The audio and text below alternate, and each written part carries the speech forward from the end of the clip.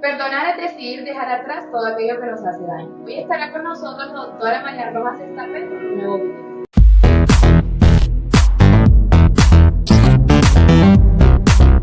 Efectivamente, Cristina, la empatía es la capacidad de ponerse en el lugar de la otra persona.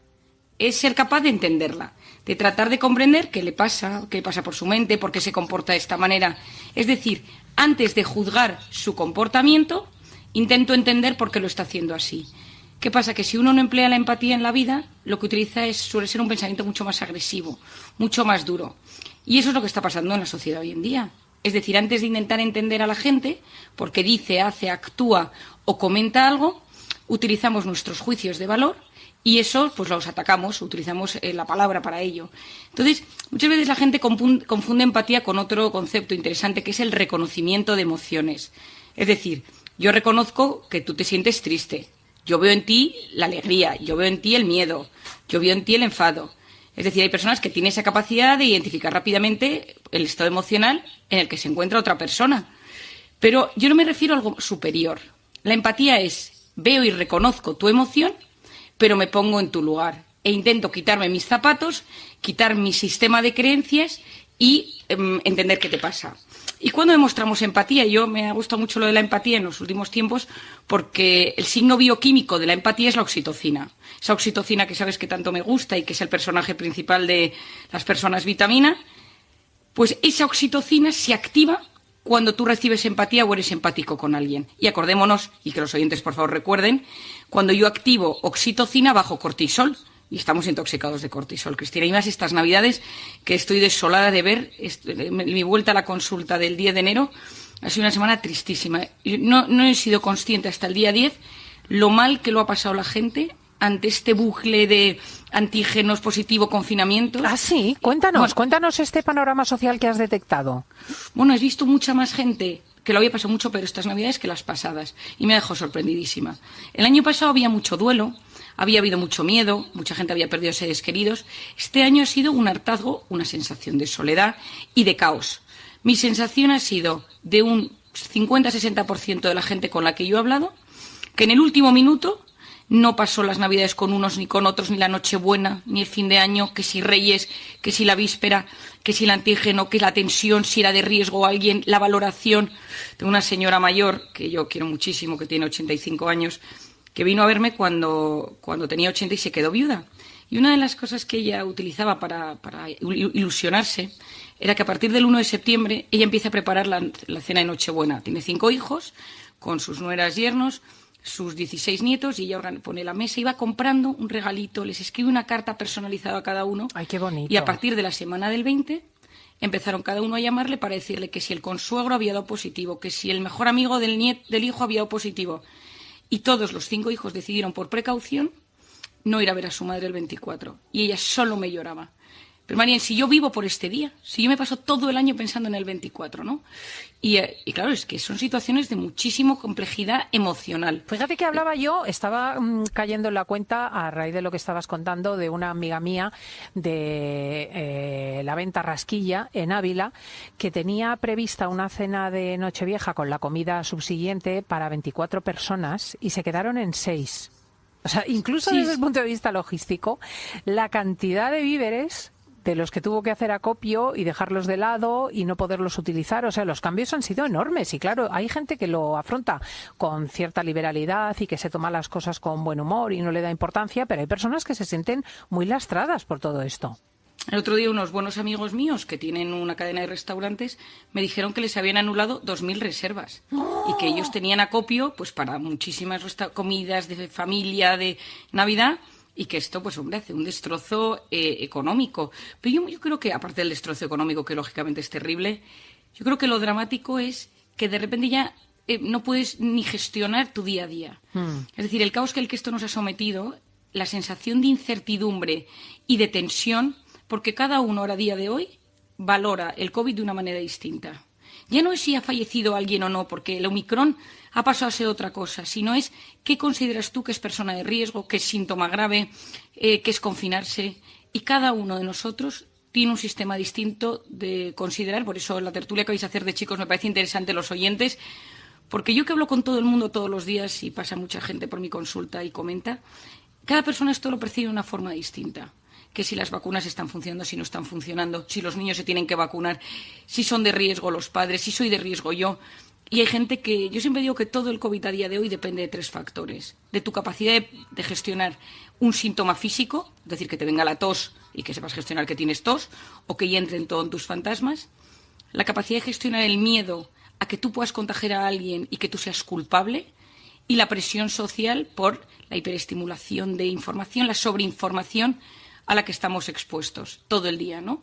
Que llega a un punto que te abruma el cerebro. No tenemos capacidad de gestionar tanta información, ¿eh? Cognitivamente ¿cómo nos hemos ido a comentar esto desde la empatía, que es el asunto que hoy nos traías al espacio de psiquiatría? Ya. Bueno, y te sigo diciendo, Cristina, que la empatía, ¿para qué nos sirve la empatía? Es cuando sabemos escuchar y comprender los sentimientos de los demás y sabemos olvidarnos de nosotros mismos. Es decir, cuando estamos con alguien que tiene un problema y le damos un poco de sentido del humor. Y no te juzgo y te comprendo. O sea, esto para mí es clave. Tú notas que la persona que tienes delante no te está juzgando.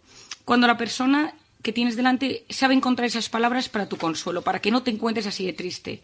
Cuando usas esa delicadeza, ese mimo, porque a veces es qué pesada eres, o ya me lo has dicho 3 veces. Eso es lo contrario a la empatía, claro. Cuando no muestras un gesto de hartazgo o de aburrimiento ante la persona que tienes delante. Cuando tienes un niño y sabes adaptarte al lenguaje de niño y a la postura de niño, o incluso cuando tienes una persona más mayor y sabes mirar con unos ojos más empáticos. ¿Y qué es lo que hace que unas personas tengan esta capacidad y otras no? Bueno, ¿es una cosa genética?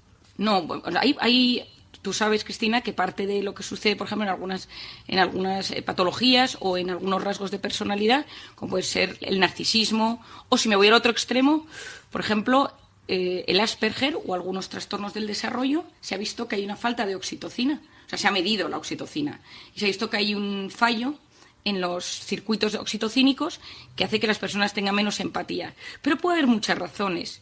Puede ser que hay gente desconfiada, gente herida por la vida, gente que no tiene valores humanos, gente que le falta inteligencia emocional, gente muy pagada de sí misma. Yo esta semana he tenido una paciente en mi consulta, que pocas veces me ha pasado esto, que en un momento dado me levanté y le dije, o me escuchas o no te puedes estar en mi consulta, porque solo me decía que la empatía era de débiles.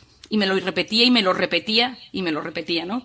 Es decir, a veces la gente que llega muy lejos en la vida y que tiene puestos de liderazgo, esa competitividad atroz, te impide ser empático.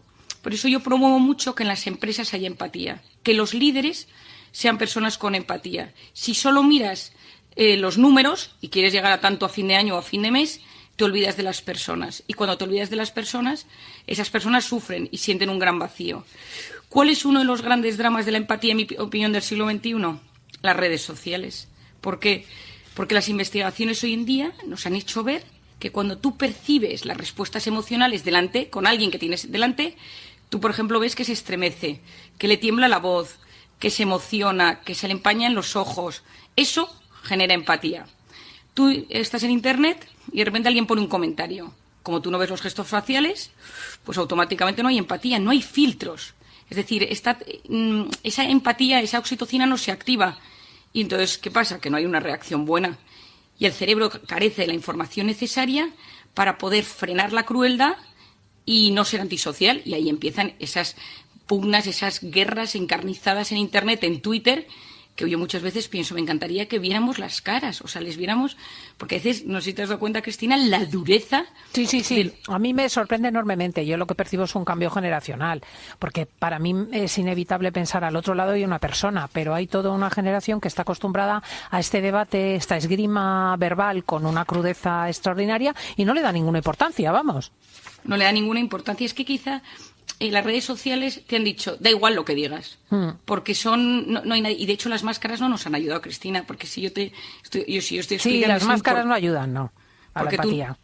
Son pareces como películas de ciencia ficción donde piensas que la gente no tiene sentimientos. ¿Y cómo notas que alguien no tiene empatía?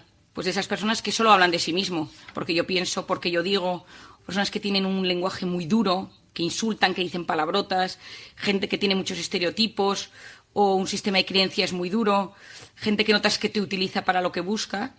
Y el paso superior a la empatía es la compasión. lo que llamaba Paul Ekman la empatía compasiva, que ya esto es palabras mayores. Y me pongo en tu lugar, es decir, te reconozco tu emoción, reconozco que estás triste, lo estás pasando mal, entiendo por qué lo estás pasando mal, y la empatía compasiva y encima intento hacer algo al respecto. Esto ya es la compasión, que es una sociedad compasiva, es una sociedad que utiliza el corazón para tratar a las personas, y eso siempre genera alivio en la persona que tienes delante. Y en un momento de muchísima dureza, porque hay que reconocer que hay una dureza brutal en la sociedad, está todo polarizado, hay mucha rabia, mucho odio, si utilizáramos la compasión nos iría un poquito mejor. Al final, cuando tú encareces la empatía, ¿por qué lo haces? ¿Por qué subrayas a la persona que conviene ponerse en el lugar del otro?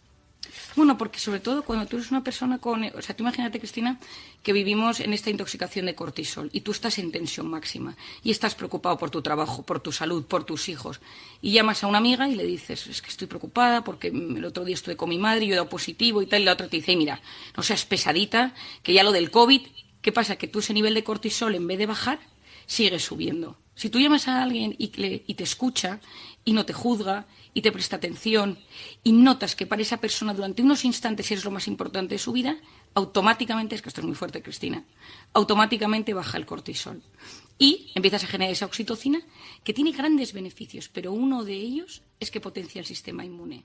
Entonces, claro, es que esto es brutal. En ese camino hacia la empatía empiezas con esa empatía emocional, es decir, soy capaz de entenderte, de activar mis neuronas espejo, que son las que se activan cuando veo los sentimientos en los demás, luego uso mi cabeza y luego intento buscar opciones para ayudarte, ¿no? Entonces, las personas empáticas tienen esa capacidad de hacerle la vida más feliz a los demás, y las personas no empáticas son el centro de su propia vida. Cuidado con el exceso de empatía, porque hay gente que de repente ve una noticia y está empatizando al máximo con el que está sufriendo y de repente no duerme por eso. Y entonces eso es gente extremadamente sensible, que pasamos de la empatía a la hipersensibilidad y el hipersentimentalismo. Y eso, en cambio, es la puerta a un agujero negro donde sufres por todo. Fíjate, o sea que también cabe el otro extremo. Bueno, pues que sepas que en tiempo real, aparte de la reacción de tantos y tantos oyentes que me está llegando, la de la gran experta María Jesús Álava Reyes, toda una autoridad en el ámbito de la psicología, que dice totalmente de acuerdo con Marian Rojas. Enhorabuena por la claridad siempre de este espacio, que ayuda mucho a los oyentes. Gracias, María Jesús. Marian Rojas, un abrazo muy fuerte, amiga. Gracias, Cristina. Buen fin de semana. Si llegaste al final de este video, dale me gusta, comenta, comparte y recuerda siempre que en el fondo de cada persona hay tesoros escondidos que solo el amor revela.